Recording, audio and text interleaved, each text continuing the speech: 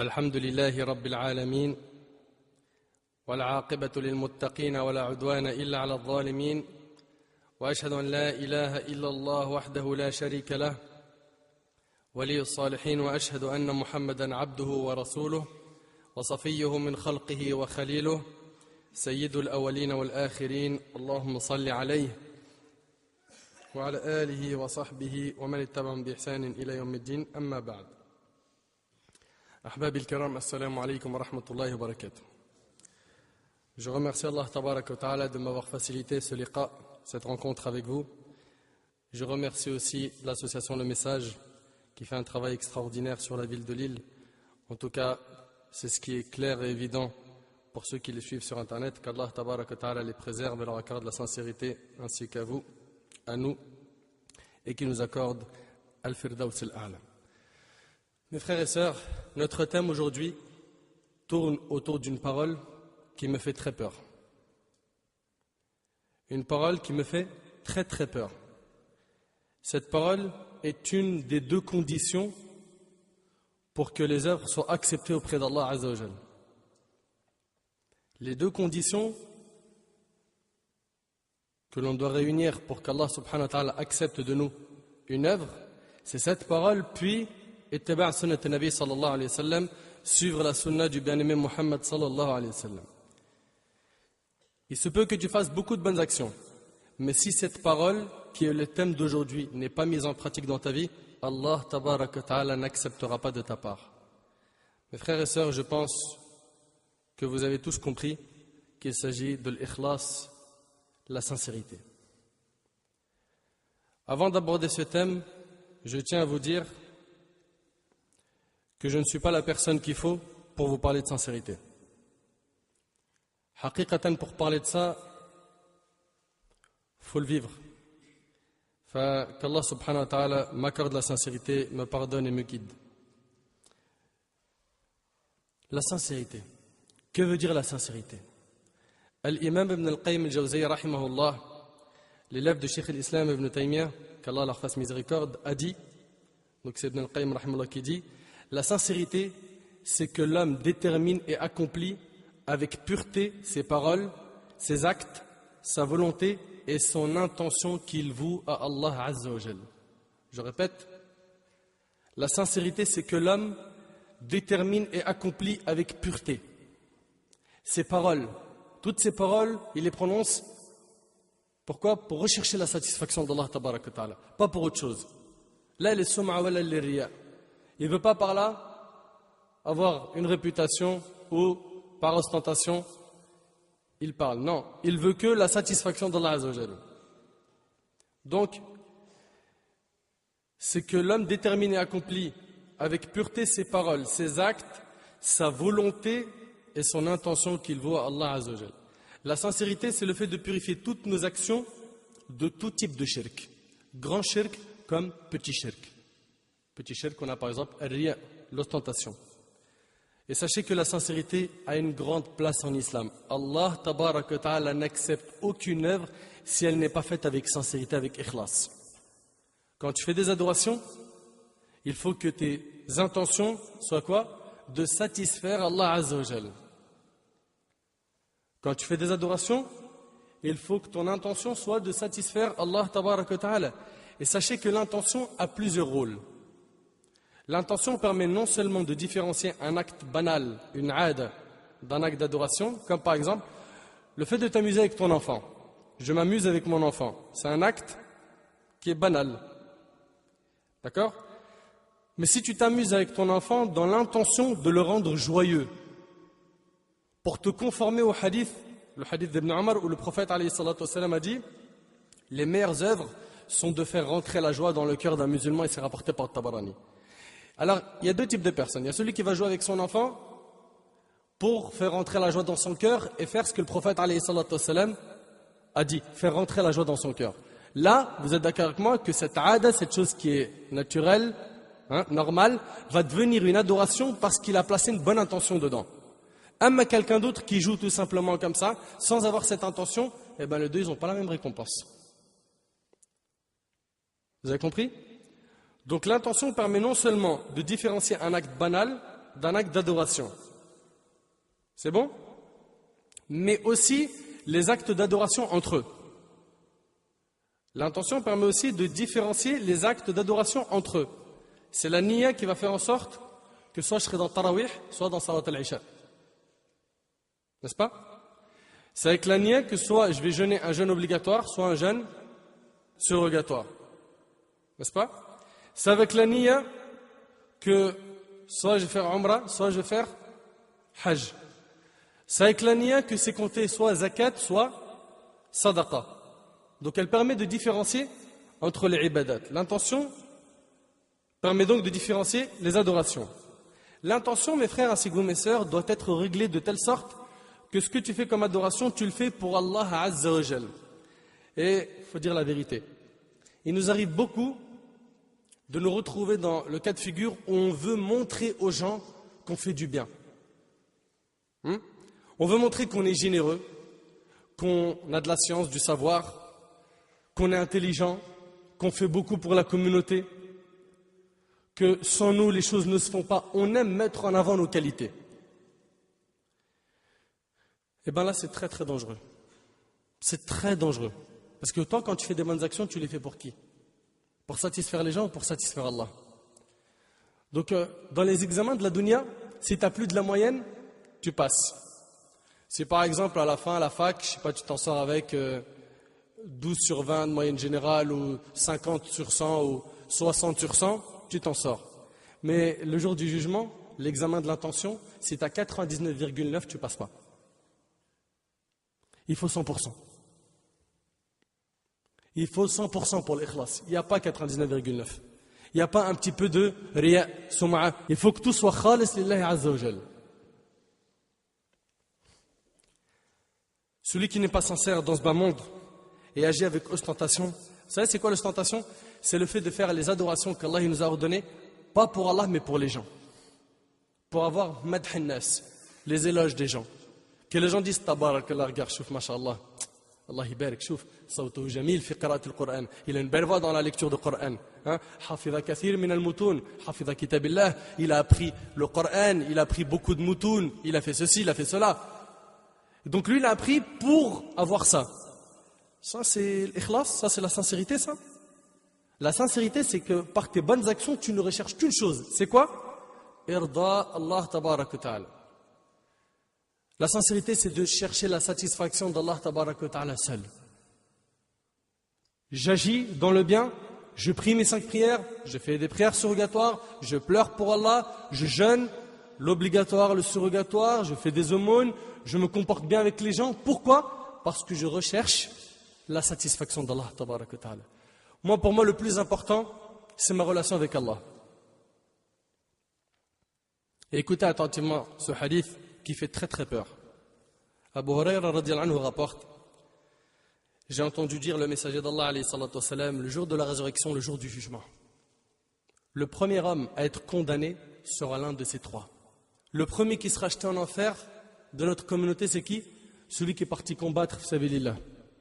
Il est parti combattre fi dhahir li i'la kalimatillah, pour que la parole d'Allah tabaraka wa ta'ala soit la plus haute.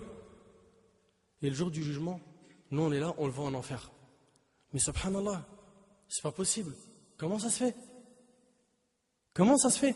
Allah Azza wa Jal lui montrera ses bienfaits à son égard et il les reconnaîtra. Puis Allah Azza wa Jal va lui dire: qu'as-tu fait de ces bienfaits? Il dira: j'ai combattu pour ta cause jusqu'au martyr. Et là il lui sera dit: tu mens, mais tu as combattu pour qu'on dise c'est un homme courageux. Waqad qil, et ça a été dit. Tu n'as pas de récompense, c'est fini, tu l'as eu. Tu cherchais à ce qu'on dise que tu es un courageux, ça a été dit, il n'y a pas de récompense. Puis, il ordonne alors qu'on le traîne sur sa face et qu'on le jette au feu. Vous imaginez? Deuxième personne, c'est quelqu'un de science. Quelqu'un qui il appelait les gens à Allah subhanahu wa ta'ala. C'était le cheikh, le savant, où il allait, on disait tabarakallah, celui-là, qu'est-ce qu'il a fait comme bien, qu'est-ce qu'il a comme science, qu'est-ce qu'il a servi à la communauté. Et le jour du jugement, on est là, on est en train de regarder, on dit subhanallah, mais il est jeté au feu. Pourquoi est-ce qu'il est jeté en enfer? Il appelait les gens, Allah, il a sacrifié sa vie dans ce chemin. Qara al-Qur'an wa 'allamah. Il a lu le Coran, il l'a enseigné. Il a fait que ça dans sa vie. Pourquoi est-ce qu'il est en enfer? Les gens sont étonnés. Pourquoi? Parce qu'il ne l'a pas appris pour Allah, mais il l'a appris pour qu'on dise de lui Qari. Pour qu'on dise que c'est quelqu'un qui connaît, c'est quelqu'un qui a lu, qui a appris Al-Qur'an, qui a appris la science religieuse. Ça fait peur, Wallah al-Azim, ça fait peur. T'arrives à imaginer? Puis la troisième personne qui est jetée en enfer, c'est qui? C'est cet homme que les gens connaissaient pour sa générosité. Là où il y avait des projets nobles pour la communauté, il était toujours là, le premier à investir, le premier à donner des grands chèques, à donner Fisabilillah Azza wa Jal pour que ces projets se réalisent. Munfiq, il était là toujours pour donner. Et le jour du jugement, on se dit, mais subhanallah, mais il est en enfer. Comment ça se fait? Parce qu'il y avait un problème dans la fréquence de sa niya, de son intention. C'était pas réglé à 100%. C'était pas réglé à 100%. Et qu'est-ce qui se passera? Il lui sera dit, tu as fait ça pour qu'on dise de toi que tu es généreux. Ça y est, ça a été dit. Et il sera pris, et on le traînera sur sa face, et il sera jeté en enfer. Et le hadith, il est rapporté par Muslim. Wallahi al-Azim, je vous le jure par Allah, et je répète encore une fois, ce thème, pour moi, il est trop dur à aborder. Il est vraiment trop dur. C'est pas un thème facile. C'est pas un thème facile parce que pour en parler, il faut vivre le ikhlas. C'est un thème qui est très compliqué à aborder. Très dur. Les gens pensent que la sincérité, c'est une kalima, tu dis je suis sincère et tu fais 2-3 actions à droite à gauche, tu es sincère. Oh ma yudri, qu'est-ce que tu en sais? Qu'est-ce que tu en sais que ce que tu as fait, c'est accepté? Qu'est-ce que tu en sais que tu as été sincère dans tout ce que tu as fait? Oui, mashallah, tu as fait la prière. Oui, mashallah, tu as fait des aumônes. Oui, mashallah, tu viens dans les conférences, tu te déplaces, tu agis, tu bouges, tu soutiens les associations, les mosquées. Mais c'est pour Allah? Ça, c'est la première question. 2, à 100% c'est pour Allah? Il n'y a pas 0,1% pour quelque chose d'autre? Chacun connaît la réponse. فنسأل الله تبارك وتعالى أن يحفظنا وأن يجعلنا من المخلصين. Ibn al-Jawzi rahimahullah a dit فمن أصلح سريرته فاح عبير فضله وعقبت القلوب بنشر طيبه فالله الله في السرائر فإنه ما ينفع مع فسادها صلاح الظاهر. Écoutez attentivement ces paroles parce que ces gens-là, quand ils parlaient avec leur cœur. Rahimahumullah. Ibn al-Jawzi rahimahullah dit celui qui réforme son intention s'exhalera de lui le doux parfum de sa valeur. Allahu Akbar. Mais médite avec moi sur ces paroles. Celui qui réforme, il travaille sincèrement sur sa niya. Il mise énormément sur son intention. Celui qui réforme son intention s'exhalera de lui le doux parfum de sa valeur. Sa valeur, à cet homme, elle va se dégager comme un parfum de lui. Pourquoi? Parce qu'il a travaillé son ikhlas. Et les cœurs resteront attachés à cette saveur. Attention donc à votre intention, car il ne convient pas d'être mauvais en secret, bon en apparence. Il a tout résumé. Il a tout résumé. Car il ne convient pas d'être mauvais en secret, bon en apparence. Al-Zahir, mashallah. L'ihya, al-qamis, al-masjid, salat, qiyam, etc. On le voit. La sœur, pareil, hijab ou jilbab ou autre. Elle est là, elle baisse le regard, etc. C'est l'apparent. Mais l'intérieur, c'est comment? Comment il est notre intérieur? Ibn al-Jawzi, rahimallah, était un homme extraordinaire. Il faisait pleurer les cœurs avant de faire pleurer les yeux, tellement ses discours étaient touchants. Ibn al-Jawzi, rahimallah, a dit, mais écoute bien, une fois j'étais assis à faire un cours religieux et il y avait autour de moi 10 000 personnes. Je veux que tu essayes d'imaginer. Un cheikh il parle, il y a 10 000 personnes devant lui. C'est pas facile de garder le contrôle. Hein. Il y a beaucoup de gens. Ça y est, anta al-alim al-allama, c'est toi le plus grand savant. Al-wa'id, hein? Alladhi yubki an-nas, celui qui fait pleurer les gens, hein? Celui qui exhorte. Une fois, j'étais assis d'Ibn al-Jawzi à faire un cours religieux et il y avait autour de moi, combien? 10 000 personnes. Mais essayez d'imaginer. Imagine aujourd'hui un cheikh fait un dars et devant lui il y a 10 000 personnes. C'est un nombre impressionnant. C'est beaucoup. Ibn al-Jawzi rahmallah a dit, pendant mon discours, j'ai senti les cœurs s'adoucir et les larmes couler. C'était ça. Eux, quand ils parlaient pas avec la langue, comme c'est mon cas et beaucoup d'autres. Ils parlaient avec leur cœur. Écoute ce qu'il dit, j'ai senti les cœurs s'adoucir et les larmes couler. Cela veut dire, comme vous avez compris, que son rappel avait de l'effet. Taïb. Toute la mosquée pleurait. À quoi elle ressemblait cette exhortation? Ces paroles étaient très touchantes, rahimallah. Il dit, je me suis mis à dire, quel serait ton état s'ils sont sauvés et que tu périsses? Muhasabat al-nafs. Direct, il fait le bilan avec sa personne. Quel serait ton état s'ils sont sauvés et que tu périsses? Comment ferais-je s'ils obtiennent la victoire et que je péris? Car il se peut que celui à qui on enseigne la science entre au paradis et qu'on finisse, nous qui enseignons, en enfer, wali'adhu billah, qu'Allah nous en préserve. Mes frères et sœurs, avez-vous oublié que parmi les premiers qui entreront en enfer, il y a les savants qui n'étaient pas sincères? Ibn al-Jawzi, rahimallah, s'est dit à lui-même, quel serait ton état s'ils sont sauvés et que tu périsses? Suite à cela, il a parlé à Allah Azza wa Jal. Mais qu'est-ce qu'il a dit à Allah? Écoute un petit peu ces paroles. Tu vas voir que, subhanallah, il y a une différence entre nous et nos ancêtres, les peu prédécesseurs, qu'on ne peut pas décrire. Elle est impressionnante.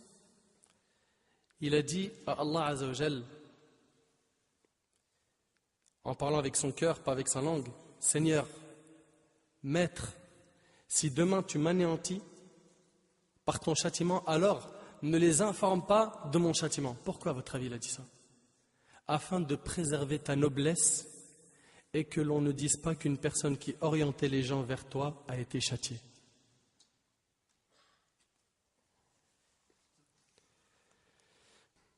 Seigneur, Maître, si demain tu m'anéantis par ton châtiment, alors ne les informe pas. N'informe pas les gens que j'ai été châtié. Pourquoi? Afin de préserver ta noblesse et que l'on ne dise pas qu'une personne qui orientait les gens vers toi a été châtiée. C'est de l'art dans l'invocation. Il a dit, si tu vas me punir et m'emmener en enfer, ne le fais pas savoir aux gens, afin que les gens ne disent pas que ceux qui orientent vers Allah vont en enfer. Cet homme pieux a donc dit, celui qui réforme son intention s'exhalera de lui le doux parfum de sa valeur. C'est-à-dire, ta sincérité fera que ton message parviendra. Ta sincérité fera que le travail qui devra être réalisé se réalisera. Sois juste sincère. Akhlis lillahi tabaraka ta'ala. Sois sincère. Celui qui réforme son intention s'exhalera de lui le doux parfum de sa valeur et les cœurs resteront attachés à cette saveur. Attention donc à votre intention, car il ne convient pas d'être mauvais en secret, bon en apparence. Qu'Allah tabaraka ta'ala nous en préserve. Les paroles des gens sincères parviennent directement au cœur et transpercent les cœurs. Mes frères et sœurs, quelle valeur ont nos apparences si notre intérieur est mauvais? Quelle valeur ont nos apparences, nous qui visons beaucoup ça aujourd'hui? Vous êtes d'accord avec moi? Qu'on vise beaucoup l'apparence. Qu'est-ce qu'ils vont dire de moi si je touche à ma barbe? Qu'est-ce qu'ils vont dire de moi si je ne mets pas le tamis? Qu'est-ce qu'ils vont dire de moi pour ça? Qu'est-ce qu'ils vont dire de moi? Beaucoup l'apparence. Mais, al-batin, comment va ton intérieur? Comment va ton intérieur? Et je ne suis pas en train de minimiser la sunna extérieure, absolument pas. Mais simplement, on a trop misé sur l'apparence et on a beaucoup abandonné le travail du cœur. Croyez-moi, il y a un immense travail à faire sur notre intention. Ahbab il-Kiram, ce sujet, Wallahi wa Rabb al-Kaaba, il est très très important. Il est très important. Allah Azza wa Jalla a dit dans Sourate Al-Bayyinah, Sourate 98, verset 5, وَمَا أُمِرُوا إِلَّا لِيَعْبُدُوا اللَّهَ مُخْلِصِينَ لَهُ الدِّينَ حُنَفَاءَ وَيُقِيمُوا الصَّلَاةَ وَيُؤْتُوا الزَّكَاةَ وَذَلِكَ دِينُ الْقَيِّمَةِ. Allah Tabaraka wa Ta'ala dit, il ne leur a été commandé cependant que d'adorer Allah, lui vouant un culte exclusif. Un culte exclusif. Toutes mes adorations, je les fais que pour Allah. Toutes mes ibadat, c'est pour Allah Azza wa Jal, faqat, d'accomplir la salat et d'acquitter la zakat. Et voilà la religion de droiture. Et Allah Tabaraka wa Ta'ala a dit dans Sourate Al-Kahf, Sourate 18, verset 110, فَمَنْ كَانَ يَرْجُو لِقَاءَ رَبِّهِ فَلْيَعْمَلْ عَمَلًا صَالِحًا وَلَا يُشْرِكْ بِعِبَادَةِ رَبِّهِ أَحَدًا. Quiconque donc espère rencontrer son Seigneur, qu'il fasse de bonnes actions et qu'il n'associe dans son adoration aucun à son Seigneur. N'associe personne à Allah Azza wa Jal. Fais que toutes tes actions soient pour Allah Tabarak wa Ta'ala. Ni de grand shirk, ni de petit shirk. Éloigne-toi de cela. Et Allah Azza wa Jal a ordonné au prophète sallallahu alayhi wa sallam de dire, comme cela est cité dans Surat Al-Zumar, Surat 39, verset 14, قُلِ اللَّهَ أَعْبُدُ مُخْلِصًا لَهُ دِينِي. Qu'est-ce qu'il a dit? Dis, c'est Allah que j'adore et lui voue exclusivement mon culte. Allah Tabarak wa Ta'ala a ordonné au prophète alayhi salatu wa sallam de concrétiser la sincérité. Et ce devoir nous concerne tous et toutes. Et vous connaissez par cœur ce hadith, le hadith de Omar ibn Khattab, radiyallahu anhu, qu'on retrouve dans beaucoup de livres de hadith. Dans Riyad al-Salihin, dans l'Arba'in al-Nawawiyya, vous le retrouvez aussi dans Sahih al-Bukhari, vous le retrouvez dans beaucoup de livres. Et beaucoup de savants ont commencé par parler d'abord de sincérité en mentionnant ce hadith. Le hadith, c'est le hadith d'Omar ibn Khattab radiyallahu anhu. Il dit, j'ai entendu le prophète alayhi salatu wa sallam dire, innamal a'mal bin niyat wa innama li kulli imri'in ma nawa. On le connaît par cœur. Les actes ne valent que par les intentions. Et chacun n'a pour lui que ce qu'il a eu réellement l'intention de faire. Pourquoi tu parles? Pourquoi tu gardes le silence? Pourquoi est-ce que tu travailles? Pourquoi tu étudies? Quelle est ton intention? Il faut une niya derrière toute chose. Ta parole peut être très belle, mais si elle est faite par ostentation, c'est fini, c'est pas accepté. Ton œuvre peut être d'apparence, masha'Allah, mais la réalité est que tu fais cela pour avoir une bonne réputation, pour avoir un poste dans tel et tel endroit. Les actes ne valent que par l'intention. Une personne, par exemple, qui jeûne pour maigrir, est-ce qu'elle a jeûné ici pour Allah? Donc, il n'y a pas de récompense. Mais il suffit qu'elle tourne son intention vers quoi? Vers, je fais ça pour satisfaire Allah Tabarak wa Ta'ala, taqarruban min Allah Azza wa Jal, pour me rapprocher d'Allah Subhanahu wa Ta'ala, ça y est, ça devient une ibadah. Donc c'est pour ça qu'il faut faire toujours attention à ton intention dans toutes les choses. Et même les choses qui sont banales, normales, fais rentrer une bonne intention afin de les transformer en adoration à chaque fois. Je vais manger, je vais boire. Je le fais pour avoir plus de force pour adorer Allah. Je prépare cette intention. Et là, ça y est, j'ai transformé cette chose qui était une habitude en adoration. Je vais dormir pour avoir plus de force pour me réveiller pour ce subh. Ça y est, j'ai mis une niya, une bonne intention, ça donne que tout ce sommeil c'est une adoration, etc., etc., etc. Donc, an-niyya salihah tuhawwil al-'ada ila ibada. La bonne intention transforme les habitudes, les choses qu'on fait de manière habituelle, en quoi? En adoration. Ce hadith-là, donc, il nous dit les actes ne valent que par les intentions. Et chacun n'a pour lui que ce qu'il a eu réellement l'intention de faire. Celui qui s'est exilé par amour pour Allah et de son messager, son exilé pour Allah et son messager. Celui qui s'est exilé pour parvenir à des biens de ce bas monde ou pour épouser une femme, son exilé pour la raison qui l'y a poussé, c'est rapporté par Bukhari et Muslim. Ce hadith-là est une base fondamentale pour ce qui est des actes du cœur. Les intentions font en effet partie des actes du cœur, n'est-ce pas? Les savants ont dit que ce hadith concerne la moitié des adorations. Car il est la balance des actes intérieurs, al-a'mal al-batina. Quant aux actes extérieurs, ceux-là sont basés sur le hadith de Aïcha radiyallahu anha, où le prophète sallallahu alayhi wa sallam a dit, celui qui invente dans notre affaire-ci ce qui n'en fait pas partie, son invention est à rejeter, rapporté par Bukhari Muslim. Et dans une autre version, celui qui fait un acte qui n'obéit pas à notre affaire verra son acte rejeté, rapporté par Bukhari Muslim. Donc on a un hadith qui parle de niyya et un autre qui parle de l'a'mal al-zahira. Notre religion est basée donc sur ces deux fondements. Sache mon frère ainsi que toi ma sœur qu'avec la bonne intention, tu es récompensé même si tu te trompes dans l'œuvre que tu as accomplie. Écoute avec moi une preuve qui clarifiera cela bien comme il faut. Cette preuve elle est rapportée par l'imam al-Bukhari et Muslim. D'après Abu Hurayra radiyallahu anhu, le prophète alayhi salatu wassalam a dit, un homme a dit un jour, je vais faire une aumône cette nuit-là.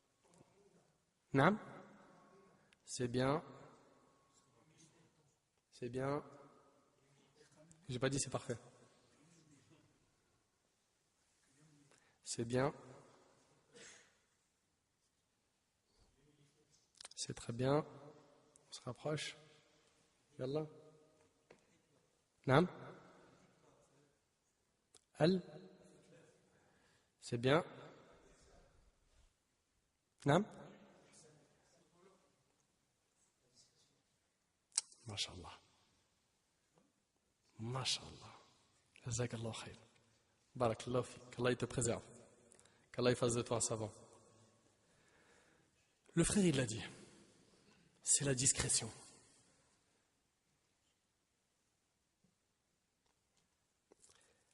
An tukhfi al-a'mal as-salihah. Que tu caches les bonnes actions. Donc, le plus grand signe de sincérité, c'est le fait de cacher ses bonnes actions. Attention, il s'agit de cacher les bonnes actions que la religion a autorisé de cacher. Salat al-jama'a, tu es venu, tu ne vas pas dire, bon, comme il faut cacher les bonnes actions, je fais plus salat al-jama'a, parce que si je viens, ils vont me voir. Non, là on veut te voir. D'accord? C'est pour ça que j'ai bien précisé, le fait de cacher ses bonnes actions, attention, il s'agit de cacher les bonnes actions que la religion a autorisé de cacher. Tamam? Il y a des adorations que la religion a autorisé de cacher, comme Qiyamul Layl, les prières nocturnes. Tamam? Le fait de pleurer pour Allah Azza wa Jal quand on est seul, à l'abri du regard des gens. Les prolongations de tes prosternations quand tu pries chez toi seul. Hein? Tantôt le soujoud. Cache ça. La multiplication des du'a pendant de longs moments. Hein? Sadaqatus sirr, les aumônes secrètes. Fais tout pour cacher tes bonnes actions et sache que cela est un signe de sincérité. Wadih? Hélas, malheureusement, il arrive que certains d'entre nous fassent des bonnes actions et qu'après cela, le diable les piège, puis il les incite à le dire aux gens. C'est-à-dire que, par exemple, il était dans la mosquée et à la sortie, il y avait quelqu'un de pauvre qui faisait un appel au don et il lui a donné, par exemple, 10 euros. Et personne ne l'a vu dans la mosquée. C'est-à-dire que c'était l'un des derniers à sortir et il l'a donné et il n'y avait que lui et cet homme. Et donc, qu'est-ce qu'il va faire? Là, il a été discret, alhamdoulilah, c'est très bien. Il va rentrer chez lui, sa femme lui dit tu peux nous acheter des baguettes? Non, dommage, les 10 euros, je les ai donnés à un pauvre à la mosquée. Pourquoi? Pourquoi? Tu es obligé de dire que tu as fait l'aumône. Dis-lui autre chose. On t'a ni demandé de mentir, ni de dire toute la vérité. Hein? Tu n'es pas obligé de le dire. Dis par exemple, Afwan, j'ai plus d'argent, j'ai une dépense et j'ai plus rien. Stop. Mais nous, on aime trop. BFM, faut qu'il parle de nous. RTL, France Info, hein, Radio Orient, toutes les radios, tout. Dès qu'on fait une sadaqa, on veut que tout le monde nous prenne en photo et que ça tourne sur Facebook et Twitter. Allez, mon frère, pourquoi? Sois discret un petit peu. Pourquoi est-ce que tu as du mal à faire des bonnes actions et ne pas le dire aux gens? Ne le dis pas, Yahri. Comme ça, tu garantis qu'il y a des actions que tu as faites réellement, mais sincèrement pour Allah subhanahu wa ta'ala. Donc le fait de les cacher, ça te garantit que c'était une relation entre toi et Allah subhanahu wa ta'ala seul. Il n'y a personne qui est au courant.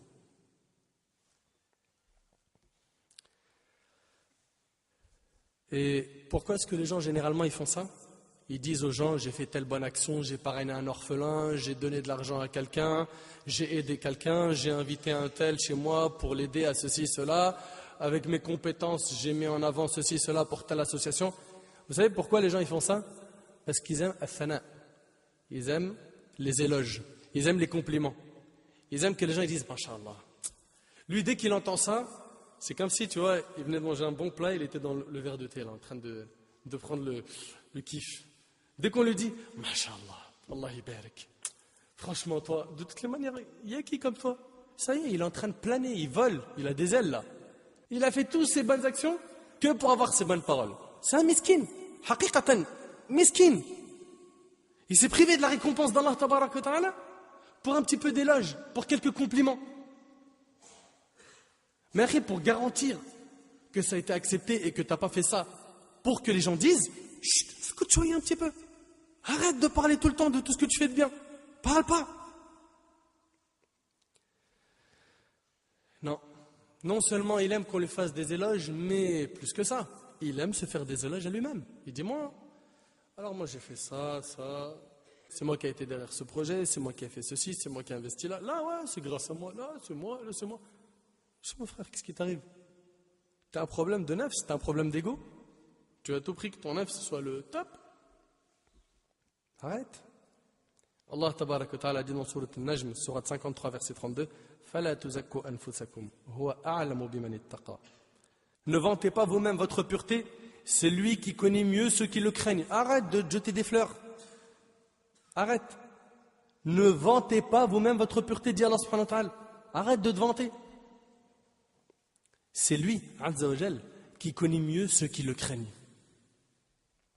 Et Allah tabaraka wa ta'ala a dit dans Sourate Ali Imran, Sourate 3, verset 188, لا تحسبن الذين يفرحون بما آتوا ويحبون أن يحمدوا بما لم يفعلوا فلا تحسبنهم بمفازة من العذاب ولهم عذاب أليم.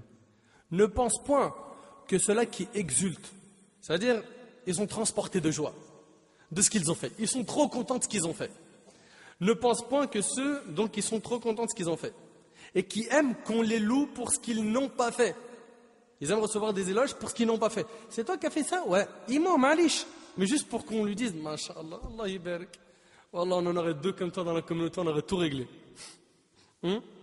Écoute bien, ne pense point que ceux-là qui exultent de ce qu'ils ont fait et qui aiment qu'on les loue pour ce qu'ils n'ont pas fait, ne pense donc point qu'ils trouvent une échappatoire au châtiment. Pour eux, il y aura un châtiment douloureux. C'est pas une petite chose.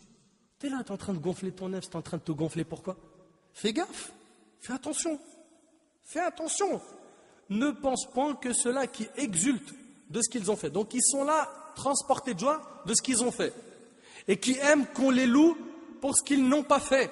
Ne pense point donc qu'ils trouvent une échappatoire au châtiment. Ils ne vont pas échapper au châtiment. Pour eux, il y aura un châtiment douloureux. Qu'Allah nous en préserve. Donc le premier signe de sincérité, on a dit, c'est quoi? La discrétion.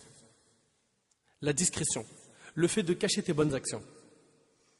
L'intelligent est celui qui cache ses péchés, n'est-ce pas? Et celui qui est encore plus intelligent, c'est celui qui cache ses bonnes actions. À méditer. L'intelligent est celui qui cache ses péchés. Tu as fait un péché, Yahri, khalas. Fais pas comme beaucoup de gens.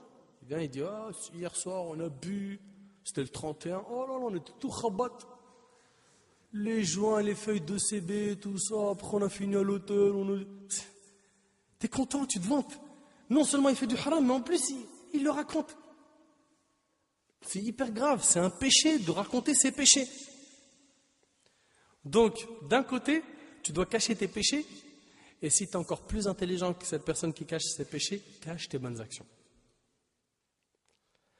Saad ibn Abi Waqqas radiyallahu anhu rapporte, j'ai entendu le prophète sallallahu alayhi wa sallam dire, Allah aime l'homme pieux, riche et discret. Et le hadith il est rapporté par Muslim. Allah aime l'homme pieux, at-taqi, al-ghani, c'est-à-dire quoi? Yubrid al-faqir.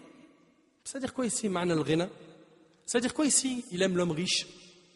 Barakallahu fik. Le riche du cœur. Attention, hein, parce que si vous le traduisez par le riche, ça voudrait dire quoi? Faites attention, c'est pour ça qu'il faut toujours revenir aux commentaires des savants. Allah aime l'homme pieux, riche, riche du cœur et discret. Abu Umam al-Bahili, radiyallahu anhu, 5 compagnons. Un jour, il a prié à la mosquée. Et celle-ci, elle était pleine. Vous me suivez? Il a prié dans la mosquée et la mosquée, elle était pleine. Il y avait trop de monde. Puis un homme se leva et il a pris 2 rak'at et en prosternation pendant soujoud, il pleura énormément. Après sa prière, il essuya ses larmes Abu Umama alla le voir et lui dit « C'est une bonne chose que tu pleures, mais cela aurait été mieux que tu le fasses chez toi. » La mosquée, elle est pleine. Pourquoi devant les gens en plus c'est une nafila, une sunna? Fais la sunna chez toi, viens prier l'obligatoire ici. Daoud ibn Abi Hind, ça c'est dans Sifat al-Safwad ibn al-Jawzi. Il a jeûné pendant 40 ans. Il a jeûné pendant 40 ans le lundi et le jeudi, sans qu'aucune personne de sa famille ne le sache. Le matin, il se levait avant le fajr, il mangeait bien. À midi, quand sa femme lui préparait à manger, il emmenait avec lui ce manger-là. Au travail, il le donnait en aumône. Et le soir, quand il rentrait, il mangeait comme si de rien n'était. 40 ans. Pendant le califat de Omar radiyallahu anhu, les gens sont venus faire le hajj. Et ils sont venus très nombreux. Abdullah ibn Omar, donc le fils de Omar ibn Khattab, il est impressionné, ta'ajjab. Wa fariha bihada surra. Il était content de voir autant de monde. Enfin, il a dit à son père, il y a beaucoup de pèlerins. Omar radiyallahu anhu lui dit, ô mon fils, certes, ils sont nombreux à être venus, mais les pèlerins d'entre eux sont peu nombreux. Est-ce que vous pouvez méditer sur cette parole? Ça veut dire quoi ça?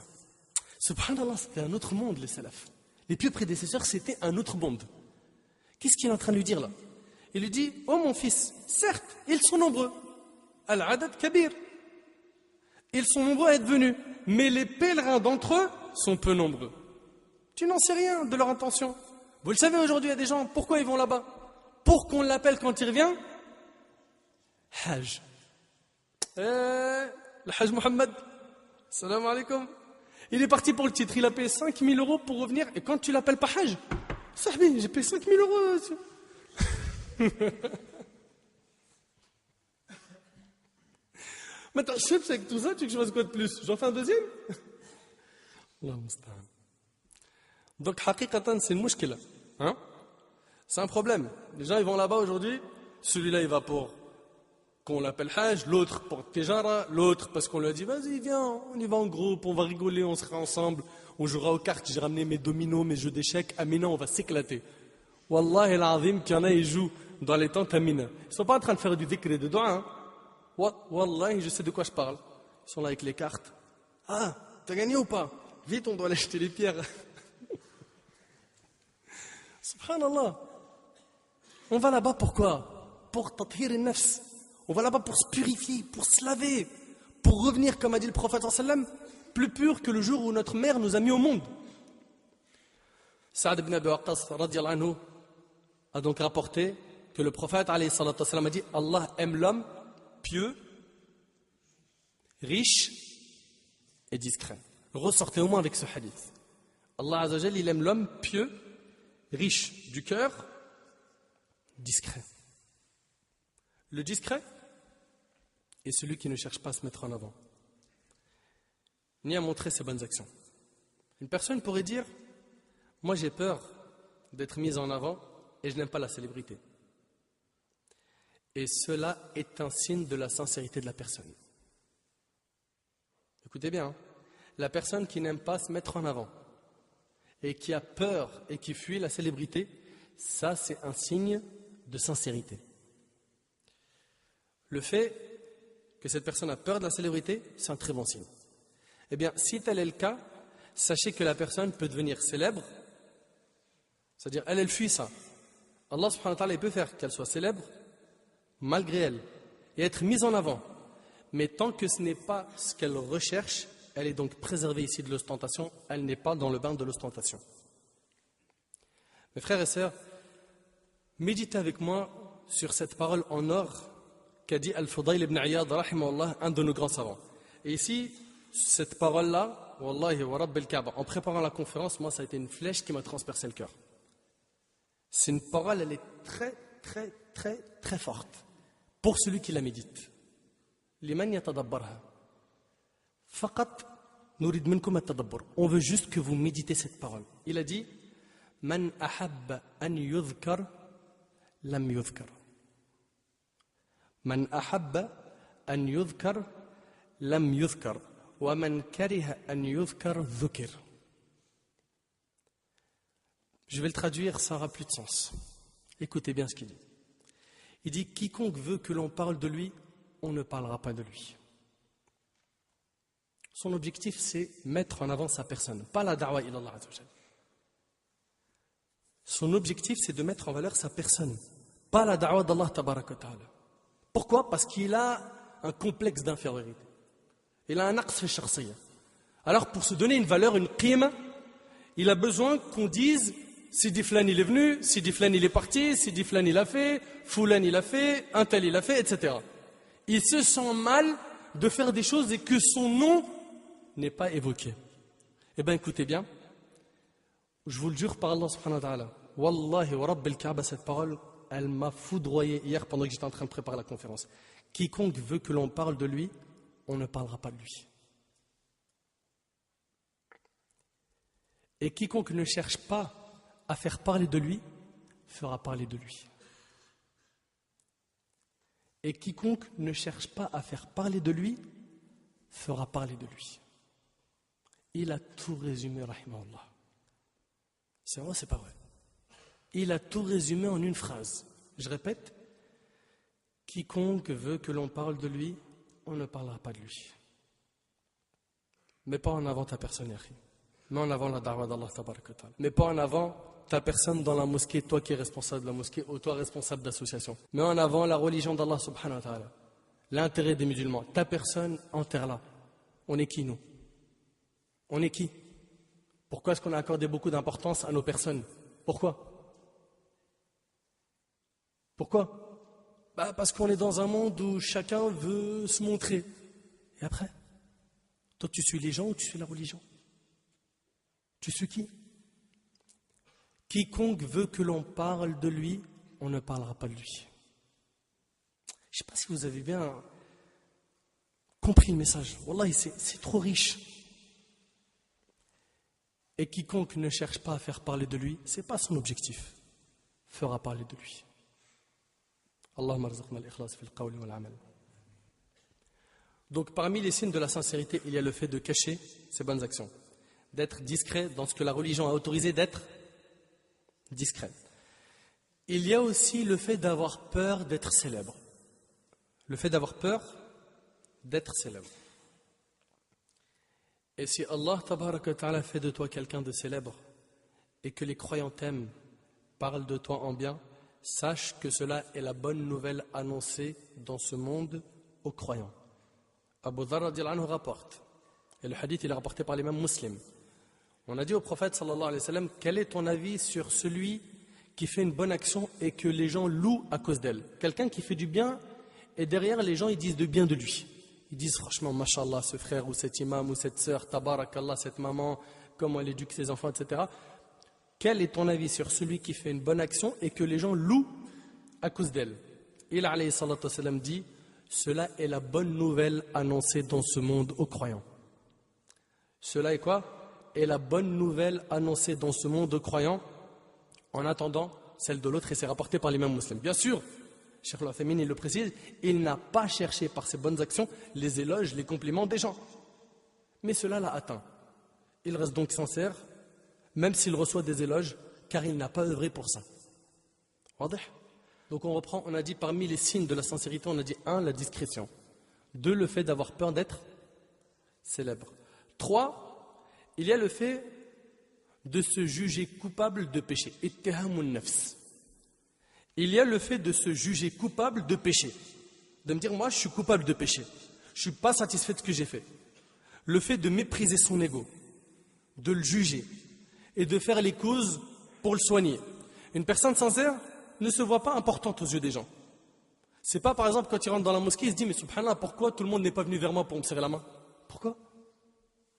Pourquoi? Je suis rentré dans tel endroit, les gens m'ont vu, mais comme si de rien n'était. Et alors?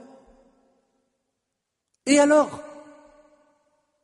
Un parmi les grands savants, parmi nos ancêtres, il s'agit d'Ibn al-Mubarak. Écoutez cette histoire.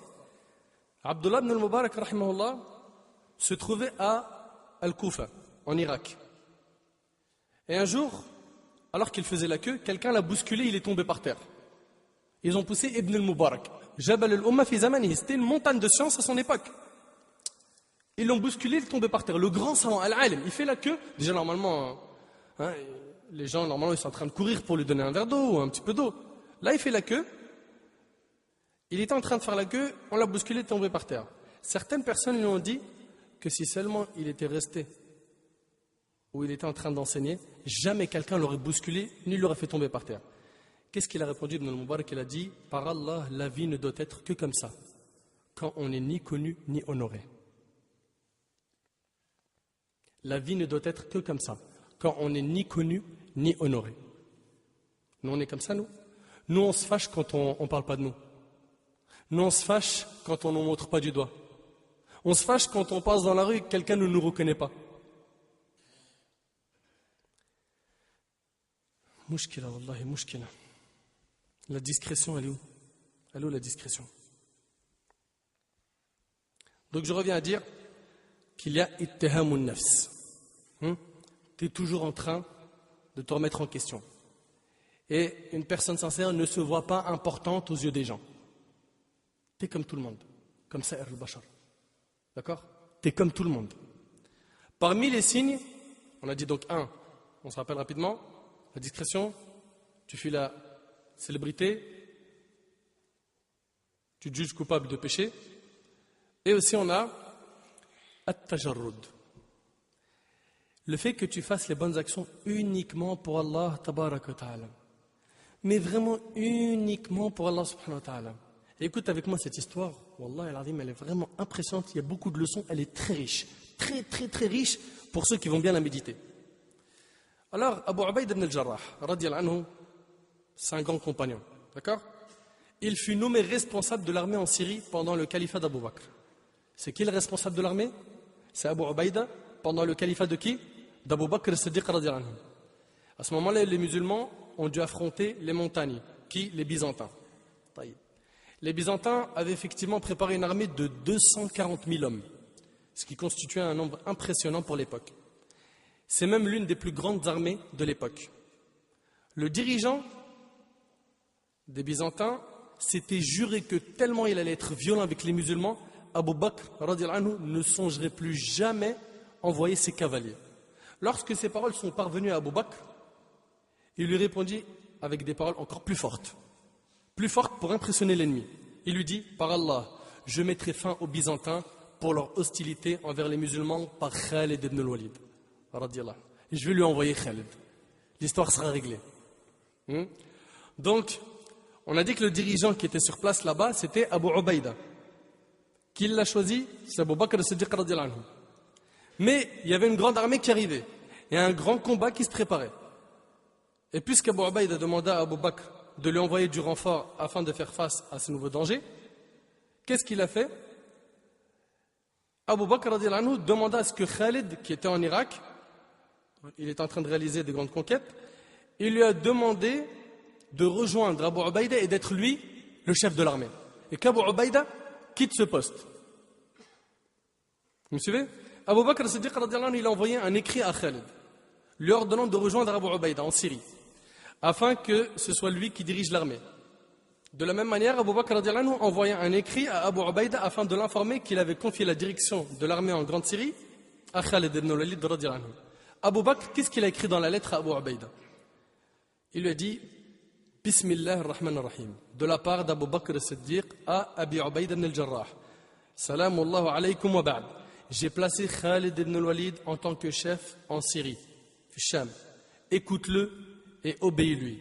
Et wallahi, je ne l'ai placé comme chef pour vous que parce que j'ai su qu'il avait des stratégies dans les guerres que tu n'as pas. C'est bon?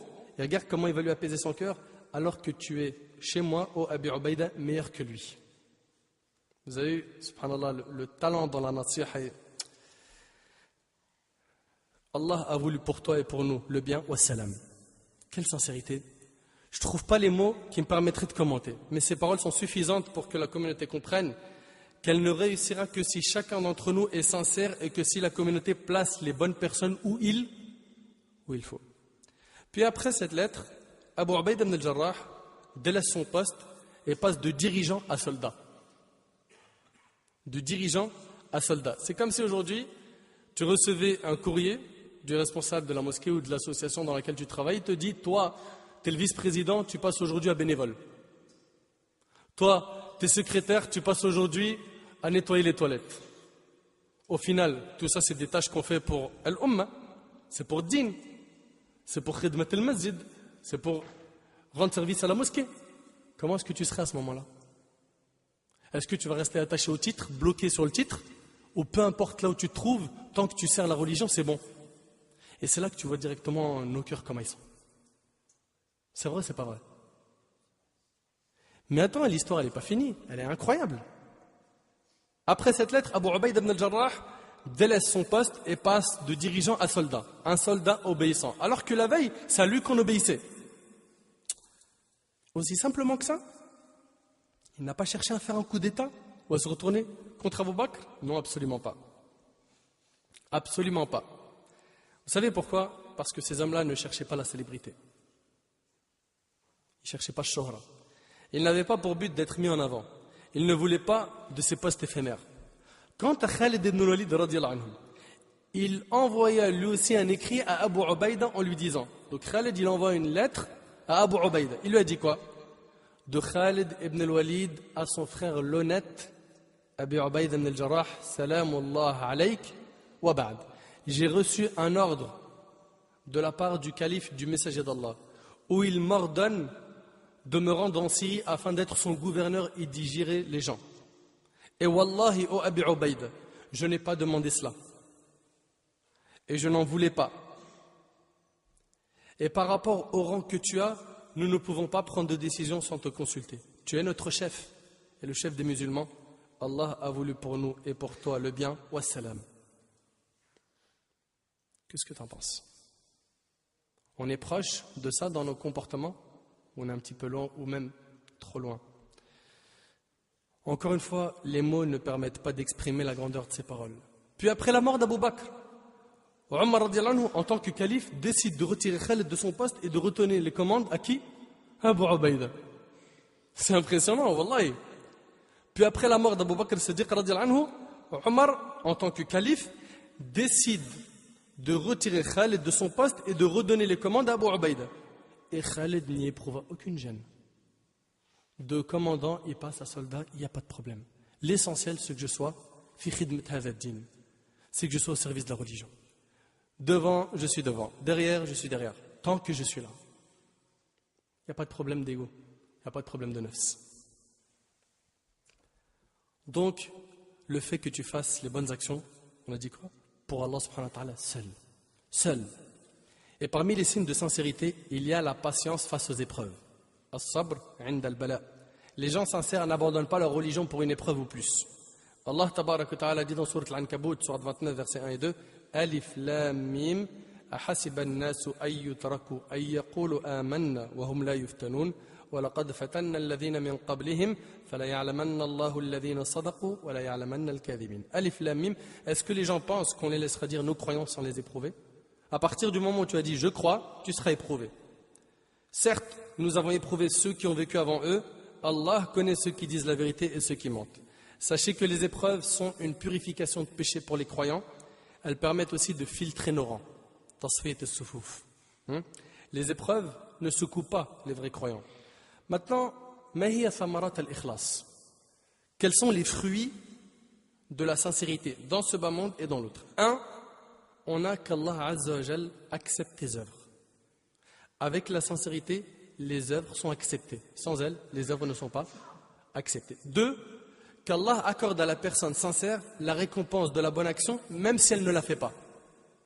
Même si elle ne la fait pas. Abu Kabsha radiyallahu anhu rapporte qu'il a entendu dire le prophète sallallahu alayhi wa sallam 3 choses, je jure de leur authenticité, et apprenez bien ce hadith que je vais vous citer. 1. Jamais la richesse de quelqu'un n'a été diminuée par une aumône. 2. Chaque fois que quelqu'un subit une injustice et la supporte avec patience, Allah ne fait qu'augmenter sa considération. 3. Chaque fois que quelqu'un choisit la porte de la mendicité, mendier, Allah lui ouvre la porte de l'indigence. Je vous cite maintenant un autre hadith, apprenez-le. Les biens de ce bas monde appartiennent à l'un de ces 4 individus. La dunya, elle est pour 4 individus. Le premier, quelqu'un à qui Allah il lui a donné la fortune, l'argent, et l'iman, la religion, l'ilm. celui-là, il a la religion et il a l'argent. Donc il craint Allah dans la façon de le dépenser, il en donne à ses proches et il sait qu'Allah a une part dans cette fortune. Celui-là, dit Nabi alayhi salatu wasalam, cet homme occupe la position la plus enviable. C'est le numéro 1. Le deuxième, quelqu'un à qui Allah a donné la science, mais il n'a pas l'argent. Celui-là, il dit, si seulement j'avais de l'argent, j'aurais fait comme le premier. Et bien, qu'est-ce qu'il dit le prophète alayhi salatu wasalam? Il est alors jugé sur son intention, lui et le précédent sont égaux dans le salaire. Ils sont égaux dans la récompense. C'est-à-dire, Allah ne m'a pas donné beaucoup d'argent. Mais je vois, moi, des musulmans qui sont riches et qui font beaucoup de bonnes actions. Je me dis, si j'avais pu avoir un petit peu d'argent, j'aurais fait comme lui. Et bien, de par mon intention, j'ai la même récompense. Troisième type de personne. Quelqu'un qui, Allah, a donné beaucoup d'argent, mais il n'a pas donné la science. Il n'a pas la religion. Pas d'iman, pas de nour dans le qalb, rien. Celui-là, il a beaucoup d'argent et il n'a pas de din, il n'a pas de religion. À ton avis, il va faire quoi?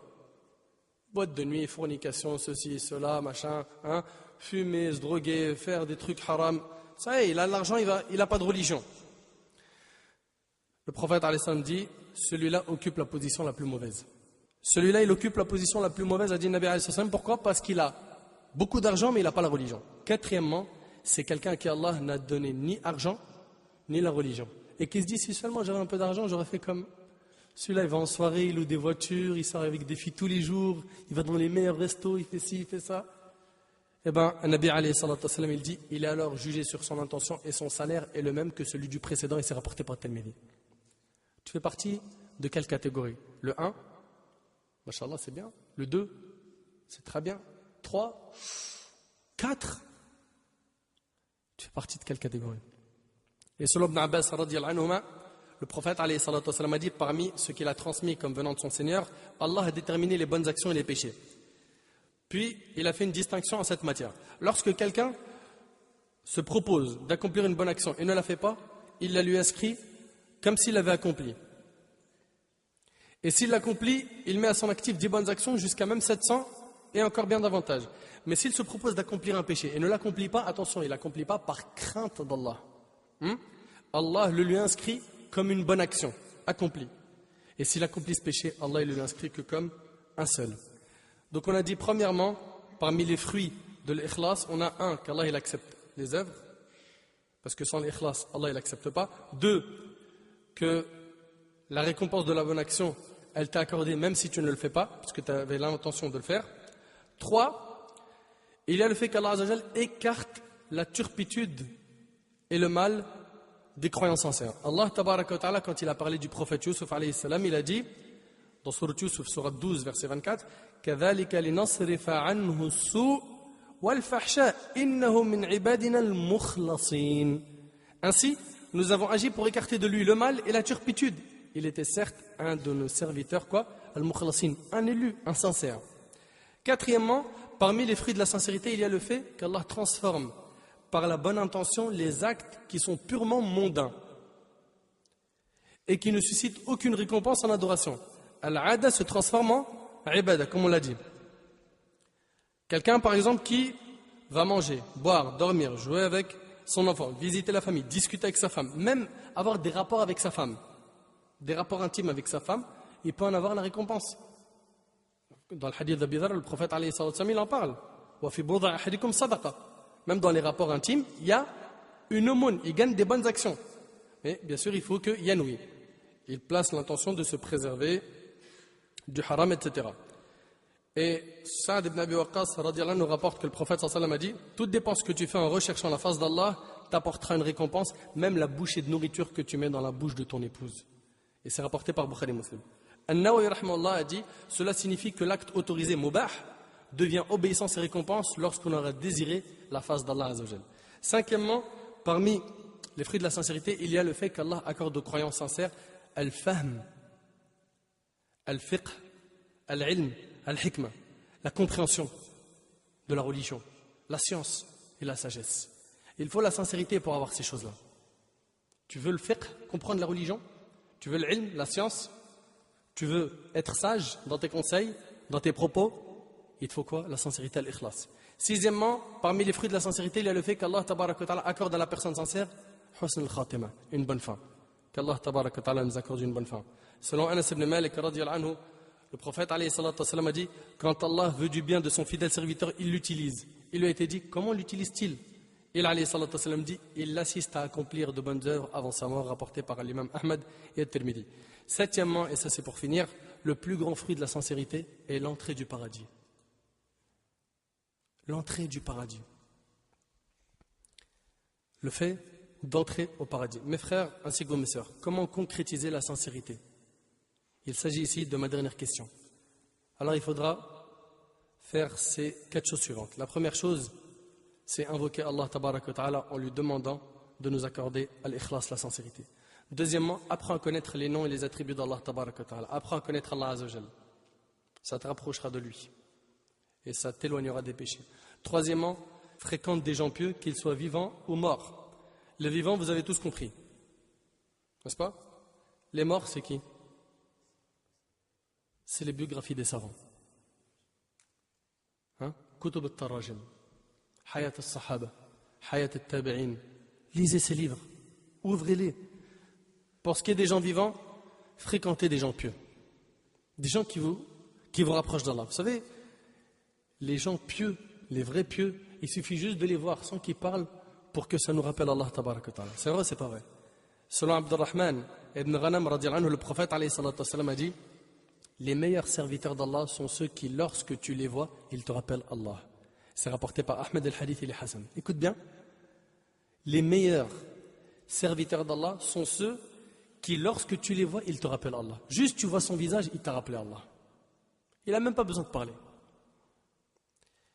Malik ibn Dinar, rahimallah, a été questionné au sujet des gens sincères.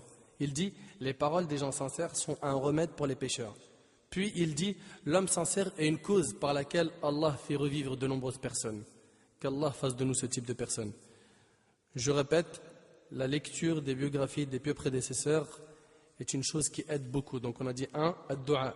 2, apprendre à connaître Allah subhanahu wa ta'ala par ses noms et ses attributs. 3, de fréquenter des gens pieux qui soient vivants ou morts. 4, et c'est avec ça que je vais terminer, isole-toi avec Allah afin de l'invoquer et ne fréquente les gens que s'il y a un besoin. Sois pas toute la journée dehors en train de fréquenter pour rien du tout. Profite de ton temps, apprends ton dîn, essaye d'évoluer.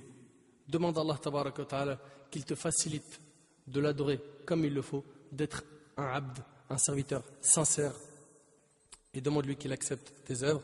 Je demande à Allah tabaraka wa ta'ala de me pardonner d'avoir abordé ce sujet alors que je ne suis pas du tout à la hauteur.